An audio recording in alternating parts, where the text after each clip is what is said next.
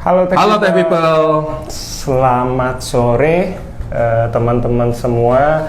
Terima kasih sudah join di acara Sapiens Lightning Talk atau biasa disingkat XLT ya. Ya, betul. Jadi kita mengadakan sesi lagi ya teman-teman. Mungkin sebelum kita mulai ya Mas Ganang. Jadi hari ini topiknya adalah mengenai RFID in mining industry. Ya, betul sekali. Jadi sebelum kita bahas, mungkin kita kenalan dulu. Dari saya sendiri, nama saya Andra. Saya bisnis analis dan di sini ada. Nama aku Ganang ya, Ganang Mahendra. Sama nih, sama-sama dari section bisnis analis di Business Solution di Sapiens ya. Jadi kita satu tim sih ya Mas. Betul sekali. Satu tim, kebetulan satu tim. Jadi ya chemistry-nya udah ada lah. Oke. Kita lanjut, Mbak. Ya, jadi tadi sudah kita sebutin ya, topik kita itu adalah RFID di mining system. Nah, sebelum kita bahas di mining system nih, mungkin kita coba berkenalan dulu sama RFID-nya ya Mas Ganang. Betul. Jadi tadi kan mungkin ada teman-teman semua ya atau tech people di sana yang belum tahu lah ya. Jadi kan sebelum mengkerucut ke arah yang lebih spesifiknya lagi di aplikasi RFID di mining industry. Nah, saya mau kenalin dulu nih sebenarnya RFID itu apa gitu. Tapi sebelum ke RFID sebenarnya ada yang lebih luas lagi. Kan RFID itu kepanjangan dari Radio Frequency Identification ya. Nah, dari ID-nya itu sendiri, identification sendiri itu sebenarnya ada banyak macam-macamnya gitu ya. Jadi mulai dari biometrik apa aja sih? Misalkan dari sidik jari kita nih, gitu kan. Terus kemudian iris gitu kan. Nah, sidik jari kita biasanya ada pengaplikasiannya sehari-hari, ada absensi ya, pakai sidik jari. Iris juga kalau zaman-zaman waktu COVID tuh kan nggak boleh bersentuhan kayak gitu-gitu. Jadi harus pakai iris tuh identification-nya. Kemudian ada RFID sendiri gitu ya, yang kita well known pakai tag gitu kan, ada tagnya dan kemudian readernya. Terus juga barcode-nya ini, ada barcode-nya yang kalau kita suka belanja online gitu, biasanya ada barcode yang ditempel di paket-paketnya gitu. Jadi ada banyak macamnya untuk ID ya ataupun identification itu. Cuman nanti kita mau lebih lanjutnya sharpening ke RFID-nya sendiri gitu ya. Oke, jadi emang ada banyak sebenarnya. Betul, dan ada banyak tadi juga ini Andra, di bagian RFID ini ada two-way communication ya, atau dalam artian ini ada dua device-nya lah, tag-nya sendiri dan juga reader-nya gitu. Nah, sebenarnya cara kerjanya RFID gimana sih, Andra? Cara kerjanya RFID itu dia jadi simpelnya apa ya? Jadi biar kebayang sama teman-teman ya Mas. Jadi kita tuh ada beberapa part gitu RFID. Yang pertama itu biasa kita sebutnya tag. Itu adalah tools bagian dari RFID gitu ya. Itu yang digunakan untuk di situ diinjek data. Nanti dari situ itu akan di-read oleh kayak reader gitu ya. Kalau kita nyebutnya bisa reader itu di dalamnya ada antena gitu ya Mas Ganang ya. Dan itu ada macam-macam juga gitu ya bentuk-bentuk tagnya. Nah itu bentuk-bentuk tagnya ada apa aja tuh biasanya yang kita well known di pasaran lah ya? Ya. Kayak gimana tuh? Jadi tuh ada banyak ya Mas Ganang bentuk-bentuknya. Mungkin kalau yang teman-teman tahu umum itu ada biasanya kartu gitu ya, kayak misalnya e-money. Nah, e-money itu sebenarnya RFID itu Mas.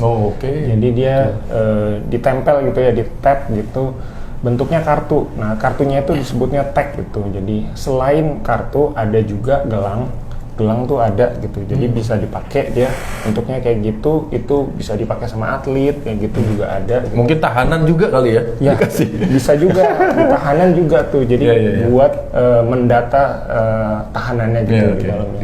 Kasih gelang sih. Ya, bahkan sampai ada fabric Mas. Fabric itu dia bisa ditanam di baju dan dia bisa dicuci gitu. Jadi macem-macem lah gitu bentuknya Mas. Bentuk-bentuk tag RFID. Termasuk stiker juga tuh Ndra ya. Jadi stiker bisa ditempel di kaca mobil gitu kan atau di mana gitu. Betul. Jadi bentuknya tuh banyak banget sih, variasinya banyak Mas. Jadi kalau ya teman-teman nanti ada menghadapi hal-hal kayak gitu, jadi banyak gitu bentuknya sesuai dengan kebutuhannya. Nah mungkin apa ya, biar makin kebayang gitu ya sama teman-teman, mungkin kita bisa coba compare barangkali ya Mas Ganang. Salah satu biometrik yang tadi Mas Ganang udah sebutin, kita compare sama RFID nih, mungkin bedanya apa sih gitu. Kita coba di sini sampling, kita compare pakai barcode. Nah kira-kira Mas Ganang kalau RFID sama barcode itu bedanya apa ya Mas ya? Ya. Jadi tadi ada berbagai macam ininya ya, apa namanya, mulai dari ID itu kan macam-macam, dari mulai barcode-nya sendiri, kemudian RFID, kemudian ada juga identification yang menggunakan biometrik. Nah kalau mengenai apa sih bedanya antara RFID dan juga barcoding gitu ya, sebenarnya kan apa namanya mirip-mirip kayak seperti itu tuh untuk mengidentifikasi suatu benda atau aset gitu kan. Nah kalau dari RFID sendiri kita coba bedah satu-satu ya, dan juga perbedaan terhadap di si barcode-nya sendiri. Kalau dari metode lacaknya sendiri nih, dia untuk melacak suatu bendanya itu, kalau si barcode itu harus point to point, dalam artinya dipindaikan barcode-nya kan. Nah, seperti halnya kayak kita kalau berbelanja di Alfamart atau Indomart gitu kan. Nah itu kalau kita berbelanja satu barang gitu, nah nanti oleh kasirnya akan dipindai. Nah itu kan di situ ada barcode-nya. Sedangkan kalau RFID punya itu dia nggak perlu apa namanya spesifik dipindai, nah, akan tetapi dia bisa menggunakan frekuensi radio tadi ya. Jadi ada receiver-nya ataupun dari reader-nya tadi. Terus bisa juga di-extend menggunakan antena supaya juga frekuensinya lebih besar gitu ya. Nah selain itu satu lagi adalah jarak lacaknya. Kalau yang tadi kan harus dipindah, artinya jarak dekat kan. Nah, kemudian untuk yang RFID itu lebih jauh, bisa bahkan lebih sampai 30 meteran juga bisa kali gitu. Jauh banget ya Mas. Iya makanya 30 meter juga bisa gitu. Tapi tergantung ininya juga ya. Long range kan, kalau yang RFID ada long range, ada short range juga, kemudian tergantung power dari antena dan seterusnya. Nah yang lain halnya adalah ketahanan sendiri, Indra. Jadi ketahanan dalam arti ini di RFID ini bisa diaplikasikan ke yang cuacanya misalkan panas, kena debu, kena apapun, dia lebih tahan lama lah gitu. Kemudian kalau yang barcoding gitu kan tergantung dari area yang ditempel di barcode itu, dan dia kalau sedikit aja misalkan ketutup oleh debu atau ketutup oleh apapun di permukaannya itu, sehingga mengganggu alat pemindainya itu seperti itu. Dan satu lagi sebenarnya ada yang kelupaan, untuk yang di RFID ini sendiri itu bisa di read and write gitu. Jadi satu alat ini bisa dipakai berulang kali gitu. Sedangkan si barcoding ini spesifik aja dia modelnya gitu. Betul. Jadi ya perbandingannya sebenarnya ya masing-masing punya kelebihan dan kekurangan lah ya. Nah, that's right gitu. Jadi tergantung juga nanti disesuaikan dengan kebutuhan kebutuhan user sih kayak gitu seperti apa. Dan kebutuhan industrinya juga. Iya, betul ya. Tadi kayak ya Mas Ganang sebutin gitu ya, salah satu yang di-highlight tadi, iya sih benar tuh, kalau kita beli baju gitu ya, kan ada barcode-nya tuh, udah tuh sekali pakai dibuang gitu ya. Tapi kalau RFID kan ya terus-terusan gitu, dipakai terus-terusan. Oke. Mungkin sebelum kita lanjut Mas sesi selanjutnya, mau info dulu ke teman-teman yang udah join live nonton, terima kasih sudah join. Dan kalau teman-teman ada pertanyaan, jangan lupa komen juga ya. Mau komen pertanyaan silahkan. Atau nyapa-nyapa juga boleh nih kita. Teman-teman di sini. Ya, silahkan ditulis di komen gitu ya, atau langsung ke fitur question buat tanya-tanya, silahkan ya teman-teman. Oke. Andra, ini tadi disampaikan kan ada beberapa hal. Nah, mungkin yang terkait dengan RFID dalam daily life kita lah, itu yang terdekat, dan mungkin kalau ada fungsi dan karakteristik RFID-nya itu apa aja gitu, Andra? Jadi ini mungkin langsung ke pengalaman kali ya Mas, langsung pengalaman. Jadi kebetulan gue udah pernah juga gitu ya Mas pegang project yang itu terkait dengan RFID. Jadi bagaimana RFID itu teknologi digunakan dan kita integrasikan dengan aplikasi berbasis web. Nah itu waktu itu yang gue pernah pegang gitu Mas. Jadi lebih detail konteksnya adalah mengenai attendance system. Jadi sistem absensi karyawan. Nah dan ini lebih spesifik lagi di mining industry. Nah, jadi mungkin buat teman-teman gitu ya yang belum pernah kebayang gitu gimana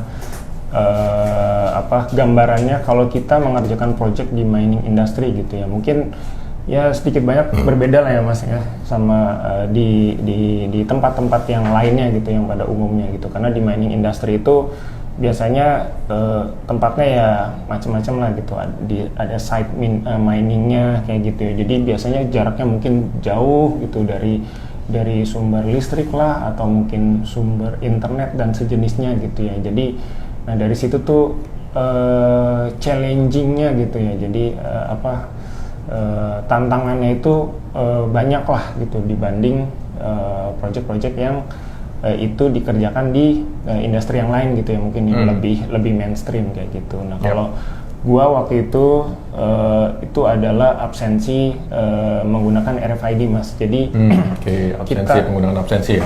Absensi. Jadi tag yang kita gunakan itu kartu Mas. Karena kan kita jadi name tag gitu ya. Iya, jadi name tag betul. Jadi kartunya tuh bisa di-print gitu Mas. Jadi biar nggak kosong-kosong banget lah ya. Jadi bisa di-print, kita pakai. Nah, itu kayak tadi yang Mas Ganang bilang tuh, kita pakai spek yang itu bisa dari jauh Mas. Kita register datanya lah ya gitu. Jadi kan kalau sebelumnya tuh jadi mereka masih manual. Jadi itu buat teman-teman yang kerja di tambang gitu, yang di bener-bener di site-nya gitu ya. Nah itu kan mereka manual gitu ya. Manual itu kan ya banyaklah kekurangannya ya Mas. Jadi dia tulis tangan aja kayak gitu, terus direkap di Excel gitu. Nah itu entah bisa bohong lah, bisa apa gitu ya. Pokoknya manual lah ya. Ya digunakan sebagai identifikasi untuk attendance tadi ya, untuk para employee-nya ya gitu ya.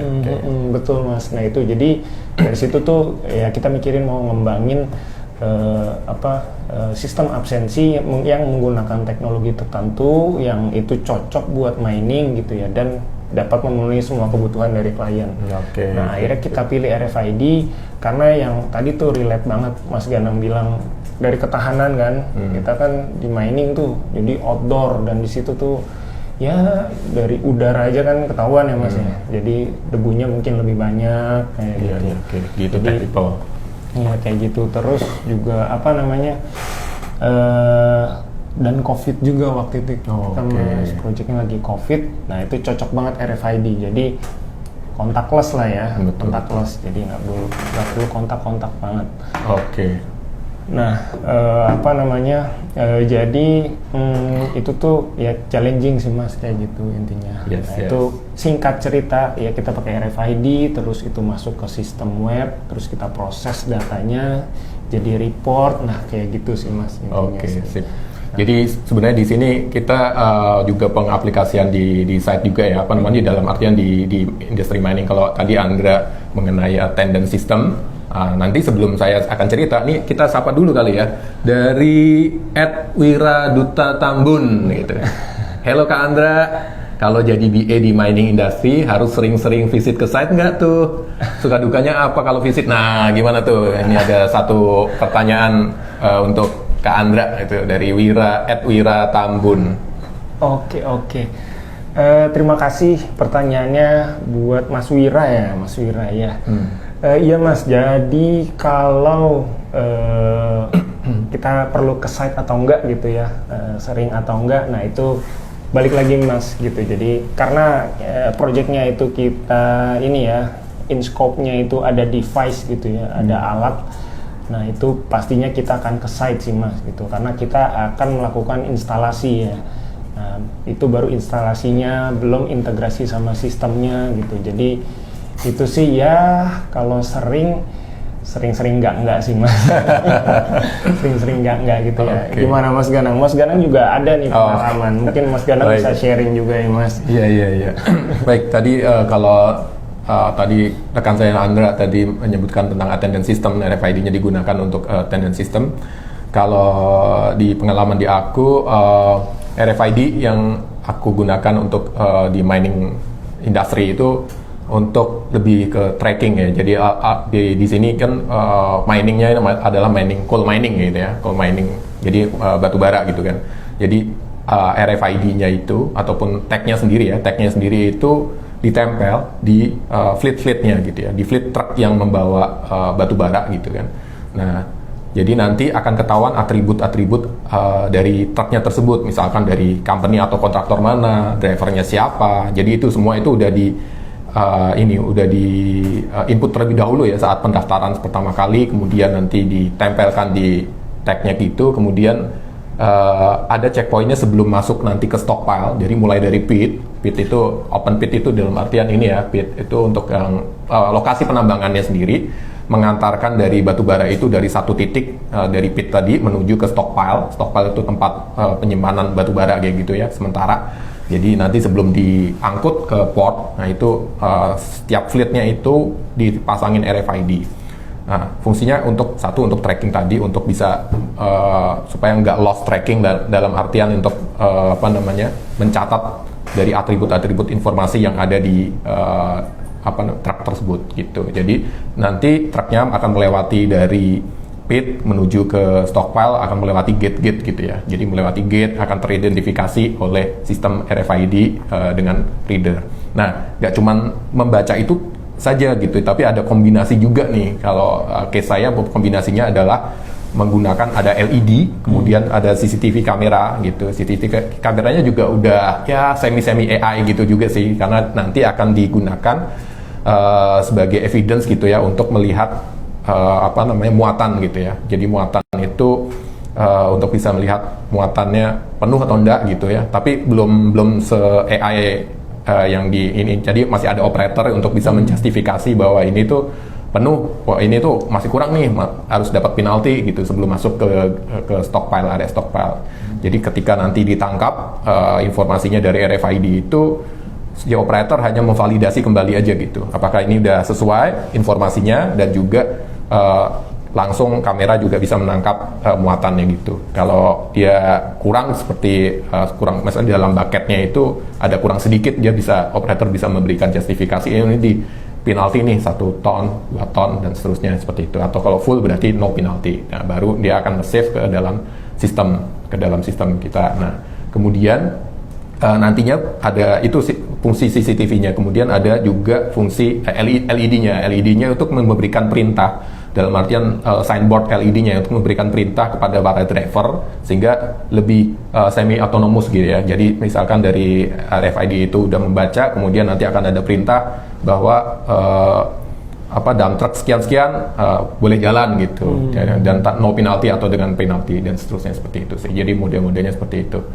Jadi sebenarnya itu juga bisa dikombinasikan juga itu dengan tadi kan ada text base ya, jadi artinya dari RFID itu ditangkap, kemudian informasinya akan jadi data gitu kan, data value, kemudian nanti di saat triggernya operator akan melakukan trigger save, kemudian akan ditransfer menjadi teks di LED. Nah, itu juga bisa ditransmit kalau misalkan ada suatu kebutuhan lain ya, itu ditransmit menjadi voice juga, seperti itu juga bisa juga, itu possible juga gitu. Jadi intinya dari komunikasi antara reader sebagai alat tangkapnya, kemudian dari tag-nya tersebut gitu. Kita sapa teman-teman dulu Pak ya, masih ada satu lagi nih. Boleh. Mungkin ya sekarang kita sapa teman-teman yang lain. Coba kita lihat dulu ya Mas ya. Wah, ini yang join udah lumayan banyak. Oh, ini kayaknya ada satu lagi yang menarik tuh. Oh, ini ada pertanyaan lagi nih kayaknya nih Mas Danang.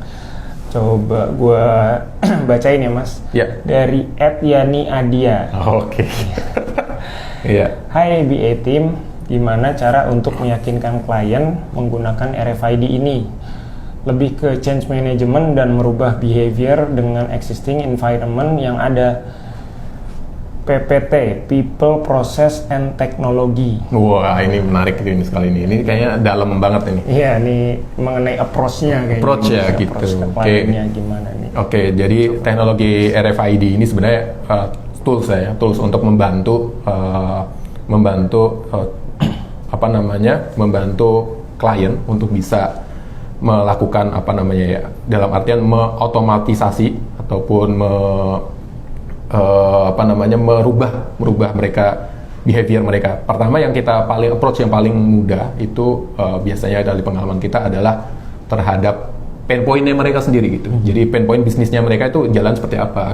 Akan berbeda approach-nya nantinya ketika kita nggak didasarkan dari situ sih ya. Jadi misalkan kalau ada di warehouse system atau kita mau bikin warehouse system kayak gitu kan, atau seperti tadi ada tracking system. Nah, itu akan berbeda approach-nya. Kalau tracking system tadi berarti kan kita harus mempertimbangkan pain point-nya mereka pencatatan secara manual. Misalkan saat ini mencatat secara manual, terus kemudian dari ada banyak loss juga tripnya, kemudian human error dan seterusnya gitu kan. Jadi kita bisa approach suatu solusi, ya solusinya misalkan tadi yang saya sampaikan adalah menggunakan RFID gitu. Kenapa RFID? Pertama dia reliable gitu untuk tracking kayak gitu, dia tag-nya itu sendiri lebih tahan lama dan bisa closed loop ya. Closed loop itu artinya bisa digunakan berulang-ulang kali gitu.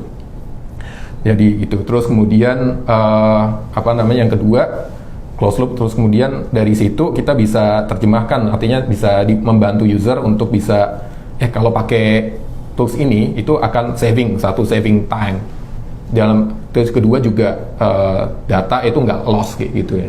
Terus ketiga otomatis dia akan meminimalisir beberapa proses-proses yang sebenarnya itu bisa dilakukan secara otomasi gitu ya, nggak harus dilakukan pain point-nya. Jadi bisa menghilangkan pain point dalam artian pain point di produksi ataupun bisnisnya mereka kayak gitu ya. Dan dengan hal itu kemudian kita bisa yakinkan kembali, misalkan kalau perlu POC ataupun show portofolio kita yang sebelumnya, ataupun bahkan kalau perlu ada testimoni dan perusahaan sejenis, biasanya mereka akan relate gitu ya. Kebetulan kita udah punya portofolio A, B gitu, C gitu dengan RFID ini, dan ada success story-nya juga, kemudian relate dengan apa yang mereka butuhkan. Nah, itu biasanya akan lebih mudah untuk melakukan approach kayak gitu sih. Ya, kayak gitu mungkin itu kali ya, semoga menjawab. Ya, oke. Terima kasih Mas Ganang jawabannya. Jadi ya gitu ya teman-teman. Jadi mungkin fokusnya ke pain point ya terutama gitu. Jadi dari pain point kita urus dulu gitu ya, apa yang dibutuhin oleh klien gitu. Dan pendekatannya ya balik lagi, kita harus mengerti dulu gitu ya mengenai RFID-nya, poin-poin pentingnya apa aja yang itu bisa mengcover dari kebutuhan klien gitu. Dan ya itu tadi sampai pengalaman gitu ya, dan kebetulan kita memang sebelumnya udah ada pengalaman gitu dari Sapiens untuk menjalankan project menggunakan teknologi RFID ini. Yeah. Nah, mungkin ke pertanyaan selanjutnya ya, Mas. Ya, ini kita. Oke, ini yang selanjutnya. Oke, masih ada waktu ya? Masih ada ya. Kita bisa ini dulu. Dari @wicaksono Jati, RFID tag ada yang pasif versus aktif ya? Bisa jelaskan? Ya. Oke, kita sapa dulu, nih ada rekan kita @wicaksono Jati, pasif dan aktif tag-nya ya di RFID. Oke, saya bantu untuk explain sedikit ya, nanti bisa dilengkapi juga ya kalau misalkan ada ini. Jadi di tag-nya sendiri itu ada aktif dan juga pasif. Nah, mostly yang kita lakukan di mining industry saat ini itu menggunakan pasif ya, tag pasif. Jadi dia nggak ada, kalau yang secara sepintas saya baca itu aktif dan pasifnya itu ada powernya ya. Jadi ada power untuk di tag-nya itu ada power, ada baterai lah kayak kalau semacam baterai gitu untuk yang aktif gitu. Jadi dia lebih range-nya juga bisa lebih lebar atau lebih jadi kayak two way communication gitu ya. Jadi ada RFID-nya sendiri dan juga tag-nya sendiri, tag-nya sendiri dan juga reader-nya. Nah, kalau yang pasif ini lebih ke arah dia nge-read aja nih. Jadi dia reader-nya akan satu komunikasi gitu. Jadi si reader-nya akan terima data yang ada di pasif tag-nya gitu. Jadi mungkin kayak gitu. Jadi kalau satu hal pertama adalah yang aktif ini ada powernya, jadi range-nya lebih lebar. Kemudian juga perbedaannya kalau yang pasif ini dia cuman mendapatkan untuk bisa memprovide data yang akan ditangkap oleh reader. Kira-kira mungkin kayak gitu. Oke, berarti bedanya ya one way to way sama power sama enggak ya Mas ya, intinya kesimpulannya. Satu lagi nih. Oh, ada 3 ya. 3 lagi, kita sapa dulu teman-teman yang lain ya. Ini ada Arjui Kurniawan. Nah, ya ini kayaknya relate banget dengan yang Mas Andra buat ya. Buat attendant sendiri, kenapa sih nggak pakai finger scan? Kenapa harus pakai RFID gitu? Nah, oke, ini menarik ya pertanyaannya Mas. Jadi ini komparasi antara yang tadi udah dijelasin sama Mas Ganang gitu ya, identifikasi antara satu dan yang lainnya gitu ya, dengan RFID dan fingerprint ya. Kenapa nggak pakai fingerprint aja? Gitu? Kenapa harus pakai RFID?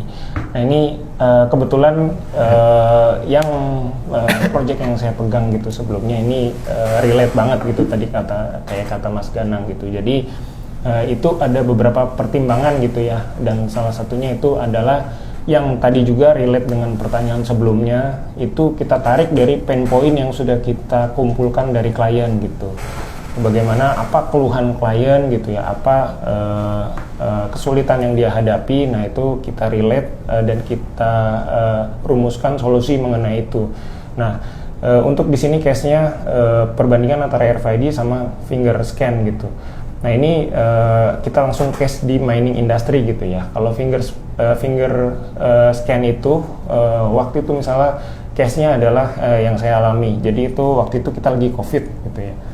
Finger scan itu sangat tidak direkomendasikan karena COVID gitu ya. Jadi itu ada kontak fisik. Jadi kita bisa bertukar kontak fisik yang mana itu waktu itu sangat dihindari gitu ya. Tidak sesuai dengan protokol kesehatan. Nah itu satu value yang kita bisa tarik nih, walaupun itu value yang sifatnya situasional gitu ya, nggak di saat-saat tertentu aja gitu, nggak semua situasi bisa ditarik value itu. Nah tapi waktu itu memang kondisinya seperti itu, nah itu salah satu value yang bisa kita tarik seperti itu. Nah terus kemudian kita juga perlu riset ya mengenai komparasi itu. Nah salah satunya fingerprint itu ternyata masih bisa salah juga gitu walaupun unik Mas. Oh ya? Iya, itu kita riset ternyata itu masih bisa ketukar datanya fingerprint itu. Nah kalau RFID sejauh ini yang sudah kita kerjakan itu belum ketemu kita sampai ketukar gitu ya Mas, sampai ketukar. Mungkin ada case-nya ya nggak kebaca kayak gitu, mungkin itu ada perangkat yang rusak entah dari tag-nya atau reader-nya gitu ya, ada gangguan. Tapi kalau sampai data ketukar itu belum pernah kejadian gitu. Tapi kalau finger scan itu udah pernah kejadian gitu, jadi datanya ketukar. Nah itu salah satu yang kita riset gitu, hasil risetnya. Nah kemudian di sisi lain juga dan ini kita ambil case juga dari mining industry, itu kalau fingerprint itu kalau ditaruh di outdoor itu mudah kotor jadi scannernya, dan itu mengganggu ya, jadi merusak scan dari kita gitu. Dan bahkan di beberapa case ini ya mungkin nggak tahu ya di mana-mana ada atau enggak, itu suka ada yang iseng Mas, fingernya itu scannernya dikotorin, jadi disemprot apa gitu, jadi dia nggak bisa scan. Terus alasannya itunya rusak. Oke. Iya kayak gitu. Jadi ada alasan untuk absen ya, nggak masuk gitu ya. Betul. Atau jadi ya itulah itu contoh gitu ya. Kebetulan case-nya pas nih komparasi antara finger scan sama RFID. Nah itu jadi poin-poin itu, kekurangan itu kita bisa ambil sebagai value dari RFID yang mana itu buat kita bahan meyakinkan user untuk menggunakan teknologi RFID ini. Oke. Nah, mungkin kayak gitu ya Mas. Yes. Oke. Next, ini ada interaksi juga nih dari @khoiri_eko. Mas, bagaimana cara mengatasi kecurangan implementasi RFID untuk attendance? Mungkin maksudnya kalau ini ya tagnya sendiri berpindah-pindah tangan gitu ya. Mungkin, gimana cara untuk mengatasi kecurangan tersebut gitu. Oke. Oke, ini juga khusus ya, relate sama yang kemarin saya kerjain Mas Ganang. Jadi memang salah satu kekurangan gitu ya, atau salah satu defect gitu dari RFID untuk attendance ya, khususnya untuk attendance ini ada indikasi kecurangan kalau dia itu bisa bertukar gitu ya, bertukar tag gitu atau nitip tag gitu. Nah ini gimana sih cara mengatasinya gitu. Nah ini kalau dari kita gitu ya, kita coba bisa kompos solusi itu sih. Kalau dari sisi teknis atau sistem itu ya cukup sulit sih ya, karena memang gimana pun setiap sistem itu punya limitasi gitu. Ada karakteristiknya sendiri-sendiri ya. Betul, ada karakteristiknya sendiri-sendiri gitu. RFID punya beberapa kelebihan, tapi juga punya beberapa kekurangan gitu. Pun kalau dibandingkan dengan finger scan gitu ya, dengan face recognition gitu, jadi masing-masing punya kekurangan gitu. Tapi kalau dari kita gitu ya, kita sudah pernah diskusikan gitu dengan beberapa klien dari kita gitu. Salah satunya adalah kolaborasi antara teknologi sistem dengan prosedur gitu. Jadi misalnya itu nitip gitu ya. Nah itu biasanya kita itu project yang kita implementasi itu kita selain melakukan absensi gitu ya secara reader, kita tampilkan juga LCD Mas. Jadi kelihatan tuh yang absen, dia ada datanya, namanya siapa, departemen mana, ada fotonya gitu.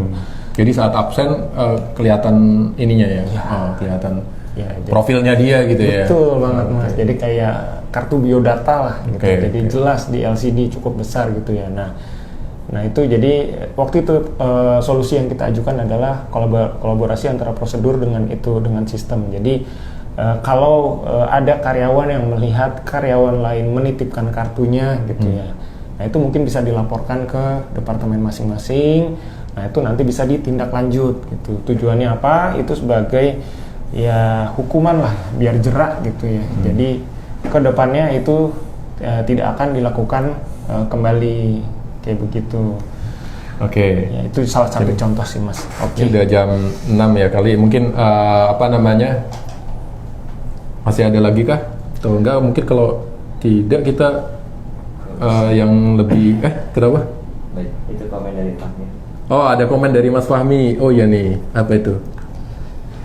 Ada komen dari Mas Fahmi Surur. Kurusan Mas Ganang. Iya, nama diet Mas. Ya. Terima kasih Mas Fahmi atas perhatiannya ya. Oke, mungkin udah jam segini, mungkin yang terakhir kali ini ya Mas Ganang. Iya, boleh. Pertanyaan yang terakhir dari @arjuli Kurniawan.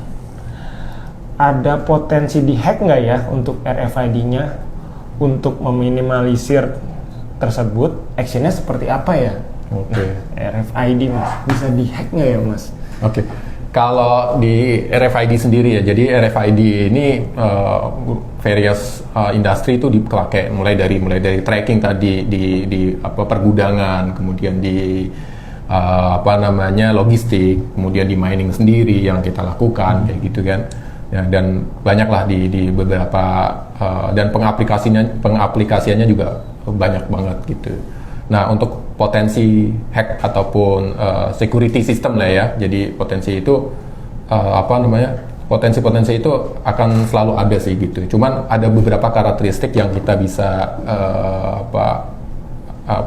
kita bisa sampaikan bahwa di RFID ini duplikasinya sendiri itu lumayan susah gitu ya, atau lumayan sulit gitu ya. Jadi mungkin bisa mendekati agak ya sedikit mustahil gitu karena dia dibanding dengan barcode ya. Kalau dari sistem yang ada untuk mengatasi pain point daripada daripada bisnis tersebut, dari industri tersebut gitu, untuk melakukan otomatisasi gitu ya. Jadi itu dari sisi duplikasi. Kemudian dari segi secure system, sebenarnya RFID ini ya pasti ada celahnya juga kayak gitu ya. Ada celahnya juga, nggak secure, nggak secure banget gitu, karena dia kalau misalkan kalau mau secure banget maka ada subsetnya lagi sebenarnya untuk payment dan segala macam. Itu ada satu lagi yang kita bisa infokan, itu kayak NFC gitu kan, near field communication kayak gitu. Itu lebih secure, dan NFC sendiri itu sebenarnya adalah subset daripada RFID itu sendiri gitu ya. Jadi ini tergantung satu lagi tadi ya, tergantung dari costly, jadi investasi daripada industri tersebut untuk mengatasi pain point atau bisnis untuk melakukan otomatisasi tersebut. Kemudian juga setiap device ataupun setiap teknologi itu memiliki karakteristik tersendiri, dan itu nanti perlu dipertimbangkan pro consnya, dan juga bisa jadi nggak pure seperti itu, tapi juga ada closely ditambah add-on yang lain gitu ya, untuk RFID ini sebagai add-onnya untuk lebih kalau mau jadi lebih secure lagi gitu ya, untuk komunikasi antara tag RFID-nya dan juga reader RFID-nya. Jadi untuk mengatasi hal tersebut bisa digunakan dengan hybrid solution yang lain kayak gitu. Mungkin gitu kali ya. Oke. Nah, ini saatnya kita closing ya. Ternyata udah jam 6:06 ya kita. Iya, ini lebih gak kerasa dan antusiasme teman-teman atau tech people di luar sana ini luar biasa ya. Banyak banget two-way communication-nya, dan kita ucapkan juga terima kasih atas antusiasmenya. Saat ini udah sesi dari tadi 28, sekarang masih yang bertahan ya sekitar ada puluhan lah ya. Jadi kita closing dulu ya. Dan seru banget diskusinya nih. Terima kasih yang sudah hadir dan dari stay dari awal sampai akhir. Terima kasih juga nih yang udah tanya-tanya ya. Dan mohon maaf juga teman-teman kalau ada yang belum kejawab ya pertanyaannya, mungkin di lain waktu kita bisa berbincang lagi ya. Dan kita akan coba jawab dengan konten-konten atau DM ke usernya ya, mungkin gitu ya buat teman-teman yang nggak sempat. Dan satu lagi yang terpenting, jangan lupa ya, tetap stay tune di IG Sapien terus ya, dan tentunya akan various topik-topik yang lain akan ditampilkan, akan show di Sapien Lightning Talk di episode mendatang dengan pembicara ataupun narasumber yang nggak kalah ciamik ya gitu. Dan untuk tech people yang hadir khusus topik hari ini, jangan lupa follow IG kita, follow nih, dan nyalakan notification-nya terus supaya up to date informasi-informasi dari IG Sapiens, Instagram Sapiens. Ya, dan jangan lupa juga kita juga ada page di LinkedIn.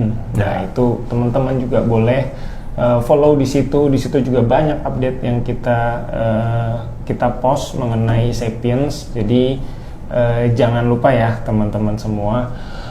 Oke, kalau gitu kita udah waktunya pamit dulu ya. Kita pamit nih ya. Selamat sore menjelang malam, dan teman-teman semua bye bye. Sehat selalu semuanya. Assalamualaikum.